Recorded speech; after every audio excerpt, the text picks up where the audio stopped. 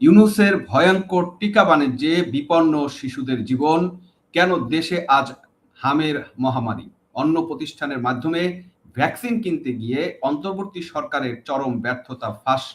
BNP নেতা doctor রফিকুলের বিস্ফোরক এক তথ্য আমাদের সামনে এসেছে। ৪ জানুয়ারি রোহিঙ্গা ক্যাম্পে সংক্রমণ ছড়ালেও কেন ঘুমিয়েছিল প্রশাসন, সেই প্রশ্ন আজকে আমাদের রইল। রামেক হাসপাতালে, রাজশাহী মেডিকেল কলেজ হাসপাতালে ২৯০০ রোগীর হাহাকার ও শিশুদের আইসিইউ সংকটের নেপথ্য কাহিনী। দর্শক, আজকে অত্যন্ত বেদনাবিধুর সময় নিয়ে মন নিয়ে আপনাদের সামনে হাজির হয়েছি। যে বাংলাদেশে আমরা দাবি করতাম টিকাদান কর্মসূচিতে আমরা বিশ্বজয়ী, সেই বাংলাদেশে আজ কেন মহামারীর মতো হাম ছড়িয়ে পড়েছে? কেন আমাদের ছোট ছোট সোনামণিরা একটু টিকার অভাবে মৃত্যুর মুখে ঢলে পড়ছে? রাজশাহী মেডিকেল কলেজ হাসপাতাল থেকে আসা সর্বশেষ খবরগুলি শুনলে আপনার আত্মা কেঁপে উঠবে। বিএনপির স্বাস্থ্য বিষয়ক সম্পাদক ডক্টর রফিকুল ইসলাম আজ যা ফাঁস করেছেন তা কেবল একটি ব্যর্থতা নয়, তা হলো ডক্টর ইউনূসের অন্তর্বর্তী সরকারের এক হিমালয় সম অপরাধ। টিকার চিরাচরিত পদ্ধতি বাদ দিয়ে অন্য প্রতিষ্ঠানের মাধ্যমে টিকা কিনতে গিয়ে তারা যে লেজে গোবরে অবস্থা করেছে তার মাসুল দিতে হচ্ছে এদেশের শিশুদের। আজ আমরা নথিপত্র আর ডক্টর রফিকুলের বক্তব্যের ভিত্তিতে বিশ্লেষণ করব কিভাবে ইউনূসের সেই সরকার জনস্বাস্থ্য নিয়ে ছিনিমিনি খেলেছে। ভিডিওটি শেষ পর্যন্ত দেখুন, কারণ আজ আমরা আমাদের শিশুদের হত্যাকারীদের আপনাদের সামনে তুলে ধরার চেষ্টা করব। দর্শক, যেটা জানা যাচ্ছে, ডক্টর রফিকুল ইসলাম জানিয়েছেন গত ৪ঠা জানুয়ারি রোহিঙ্গা ক্যাম্পে প্রথম হাম শনাক্ত হয়। জানুয়ারি মাস থেকে সংক্রমণ শুরু হলো আর আজ মার্চ মাস শেষ হয়ে যাচ্ছে, অথচ এই ৩ মাস সরকার কি করছিল? সংশ্লিষ্টরা জানতেন যে মহামারী ধেয়ে আসছে, তবু কেন ভ্যাকসিন সংগ্রহে মরণঘাতী বিলম্ব হলো? ভ্যাকসিন সংগ্রহে যে জটিলতা তৈরি করা হয়েছে তা ইচ্ছাকৃত নাকি অযোগ্যতা, সেটি এখন বড় প্রশ্ন। আপনারা কি জানেন ২০২৪ সালের পর্যন্ত একটি নির্দিষ্ট এবং স্বচ্ছ প্রক্রিয়ায় দেশে ভ্যাকসিন কেনা হতো, কিন্তু যেটা শেখ হাসিনার আমলে স্বচ্ছ প্রক্রিয়া এবং সুন্দরভাবে এই টিকাকে দেওয়া হতো এবং যেটা প্রায় কাভারেজ ছিল 98 থেকে 99%। কিন্তু ইউনূস প্রশাসনের ক্ষমতায় এসে সেই চেইন ভেঙে দিল। তারা অন্য একটি প্রতিষ্ঠানের মাধ্যমে টিকা কেনার নতুন ধান্দা শুরু করলো। এই অন্য প্রতিষ্ঠান কারা? কার পকেট ভারী করতে গিয়ে তিনি শিশুদের জীবন হুমকির মুখে ফেললেন? এই প্রশ্ন আজকে প্রতিটি অভিভাবকের, প্রতিটি নাগরিকের, প্রতিটি জনগণের। দর্শক, রাজশাহী মেডিকেল কলেজ হাসপাতালের দিকে একবার তাকান। ডক্টর রফিকুল ইসলাম আজ সেখানে গিয়ে যা দেখেছেন রীতিমতো ভয়ঙ্কর। হাসপাতালের শয্যা সংখ্যা ১,১২০০, কিন্তু বর্তমানে সেখানে প্রায় ২,৯০০ রোগী চিকিৎসাধীন। তিল ধারণের জায়গা নেই। এক শয্যায় ২ জন ৩ জন শিশুকে রাখা হচ্ছে। সবচেয়ে বড় ট্র্যাজেডি হলো শিশুদের আইসিইউ, সেখানে বর্তমানে ১২ জন শিশুর জীবন মৃত্যুর সন্ধিক্ষণে রয়েছে। কেন এই পরিস্থিতি? ডক্টর রফিকুল ইসলাম স্পষ্ট করে বলেছেন, যদি প্রাথমিক পর্যায়ে টিকা দিয়ে রোগ নিয়ন্ত্রণ করা যেত তবে আইসিইউর উপর চাপ আসতো না, কিন্তু সরকার সময় মতো টিকা দেয়নি। তারা ব্যস্ত ছিল অন্য প্রতিষ্ঠানের সাথে টিকা দালালি করতে। এই অব্যবস্থাপনার কারণে যে শিশুদের প্রাণ যাচ্ছে তার দায়ভার ডক্টর ইউনূস এবং তার স্বাস্থ্য উপদেষ্টা নূরজাহানকে নিতে হবে, এবং আমরা মনে করি যে এই অপরাধের জন্য ডক্টর ইউনূস এবং নূরজাহানের বিরুদ্ধে অবশ্যই হত্যা মামলা, শিশুদের হত্যা মামলা তৈরি করতে হবে। আমরা একটা কথা আপনাদেরকে মনে করে দিই, পিনাকি ভট্টাচার্য, তথাকথিত পিনাকি ভট্টাচার্য, যে বাংলাদেশে অস্তিত্ব সৃষ্টির অন্যতম নায়ক, সেই পিনাকি ভট্টাচার্য কিন্তু এই ইউনূসের একজন শীর্ষ এবং ইউনূসের পৃষ্ঠপোষক। এই পিনাকি ভট্টাচার্য কিন্তু একজন শিশু হত্যাকারী। সে তার কোম্পানির ওষুধের মাধ্যমে প্রায় ২৮৯ জন শিশুকে হত্যা মামলায় যখন তাকে ধরা হয়, তখন সে সেখান থেকে জামিন নিয়ে পালিয়ে আজকে ভারত হয়ে ফ্রান্সে পালিয়ে গিয়েছিল। এই চক্রটা নিজেদের স্বার্থের জন্য আসলে শিশু কেন কোনো মানুষকেই হত্যা করতে বা খতম করতে এক মুহূর্ত দ্বিধাদ্বন্দ্ব করে না। এরা হচ্ছে এই প্রকৃতির মানুষ।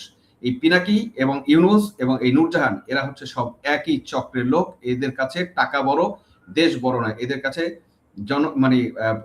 কিভাবে নিজেকে ফ্লাশ করবে ক্ষমতা বড়, কিন্তু দেশের জনগণ কোনো অংশে বড় না। দর্শক, আমরা একটু নিউজটা পড়ে আসি। ভিডিও আছে, ইউনূসের অন্য প্রতিষ্ঠানের মধ্যে টিকা কিনতে গিয়ে পুরোপুরি ব্যর্থ, এখন দেশে হাম মহামারী।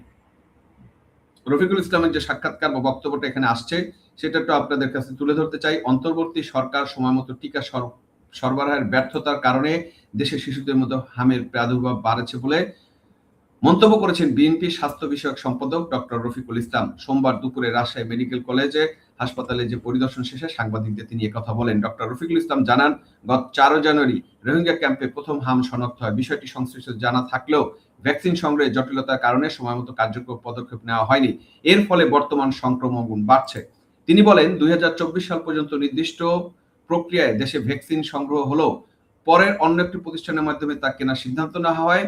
একই সঙ্গে টিকা কর্মসূচির সঙ্গে সংশ্লিষ্ট দীর্ঘদিনের আন্দোলনের কারণে কার্যক্রম ব্যাহত রয়েছে। দর্শক, এখানে একটা দেখেন 2024 সাল পর্যন্ত, দ্যাট মিনস শেখ হাসিনা সরকার পর্যন্ত, বা শেখ হাসিনা সরকার কিন্তু খুবই সুশৃঙ্খল ভাবে যে ভ্যাকসিন সংগ্রহ করেছে এবং সেটা ডিস্ট্রিবিউশন করেছে এবং শিশুদেরকে দিয়েছে। তার এই কথায় এটাই কিন্তু প্রমাণিত হয় যে শেখ হাসিনা সরকার এই ব্যাপারে সফল ছিল। তাহলে এই ইউনূস এটাকে ধ্বংস করছে শুধু প্রতিহিংসার কারণে এবং নিজের লাভের কারণে। এতে যেটা হয়েছে, সংক্রামক রোগ বিস্তারের ঝুঁকি বাড়ছে। এই অবস্থায় সংশ্লিষ্টদের জনস্বার্থকে প্রাধান্য দিয়ে দায়িত্ব পালনের আহ্বান জানান তিনি। হাম পরিস্থিতি নিয়ে নতুন করে গবেষণার প্রয়োজনীয়তার উপর জোর দিয়ে তিনি বলেন, বর্তমানে 9 থেকে 15 মাস বয়সের টিকা দেওয়া হলেও 4 মাস বয়সী শিশুরা আক্রান্ত হচ্ছে। নির্ধারিত সময়ের আগেই সংক্রমণের কারণ খতিয়ে দেখা জরুরি। এ বিষয়ে গবেষণা হলে প্রাথমিক পর্যায়ে রোগ নিয়ন্ত্রণ সহজ হবে। সচেতনতার উপর গুরুত্ব আরোপ করে তিনি অত্যন্ত সংক্রামক একজন আক্রান্ত ব্যক্তি থেকে 10 থেকে 15 জন সংক্রমিত হতে পারে। তাই আতঙ্কিত না হয়ে সতর্কতা অবলম্বন করা প্রয়োজন। রামেক হাসপাতালের পরিস্থিতি তুলে ধরে তিনি জানান, হাসপাতালটি প্রায় 1200 শয্যা থাকলেও বর্তমানে 2900 রোগী চিকিৎসাধীন, যা স্বাস্থ্যসেবায় অতিরিক্ত চাপ সৃষ্টি করেছে। শিশুদের জন্য নির্ধারিত আইসিইউতে সীমিত পরিসরে চিকিৎসা দেওয়া হয়েছে, সেখানে বর্তমানে 12 জন শিশু ভর্তি রয়েছে।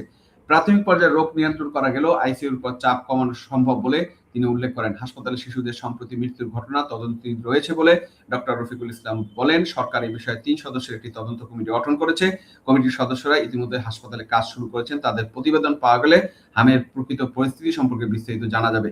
দর্শক, নিউজটা আপনাদেরকে পড়ে শোনালাম এবং যে নিউজটা তুলে ধরেছে, আমি আপনাদেরকে এর আগেও যে তথ্যগুলো বলেছি যে এই বিস্ফোরক মন্তব্য এবং এর পরিপ্রেক্ষিতে ইউনূস এবং তার স্বাস্থ্য উপদেষ্টার শাস্তি অবশ্যই জনগণ কাম্য করে।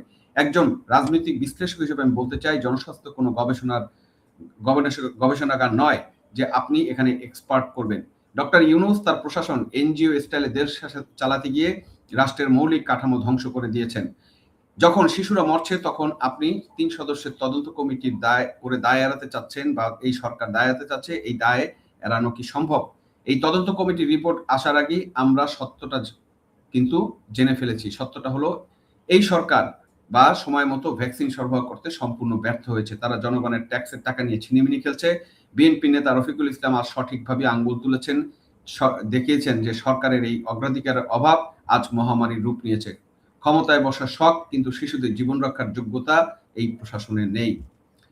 দর্শক, পরিশেষে একটা কথা বলতে চাই, রাজশাহী মেডিকেল কলেজ হাসপাতালের করিডোরের মায়েদের যে কান্না শোনা যাচ্ছে, তা এই সরকারের পতনের ঘণ্টা কি বাজিয়ে দিবে?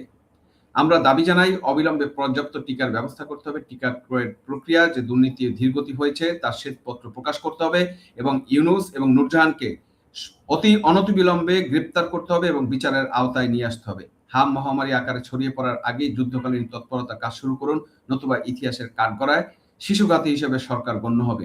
আমরা দেখেছি করোনাকালীন সময়ে শেখ হাসিনা কিভাবে ব্যবস্থা নিয়েছিলেন, কিভাবে বাংলাদেশের মানুষকে রক্ষা করেছিলেন, লক্ষ লক্ষ মানুষের জীবন বাঁচিয়েছিলেন। শেখ হাসিনা সবকিছুকে বাদ দিয়ে ঊর্ধ্বে রেখে তিনি কিন্তু দেশের জন্য ঝাঁপিয়ে পড়েছিলেন এবং যুদ্ধ পরিস্থিতির মতো করে দেশকে বাঁচানোর জন্য ঝাঁপিয়ে পড়েছিলেন। আজও আমি মনে করি এই হাম এবং শিশুদের রক্ষার জন্য, হাম প্রতিরোধ এবং শিশুদের রক্ষার জন্য সরকারের সেই ব্যবস্থা নেওয়া উচিত এবং জরুরি অবস্থা ঘোষণা করা উচিত। ভিডিওটি শেয়ার করুন যাতে প্রতিটি ঘরে এই সরকারের ব্যর্থতার খবর পৌঁছায়। আপনার এলাকার টিকার পরিস্থিতি কি, বা আপনার এলাকায় শিশুদের অবস্থা কি, কারা আক্রমণ কিরকম হচ্ছে, আক্রান্ত কিরকম হচ্ছে, সে খবরটা আমাদেরকে তথ্য দিয়ে জানানোর চেষ্টা করবেন। চ্যানেলটি সাবস্ক্রাইব করে আমাদের সাথে থাকুন।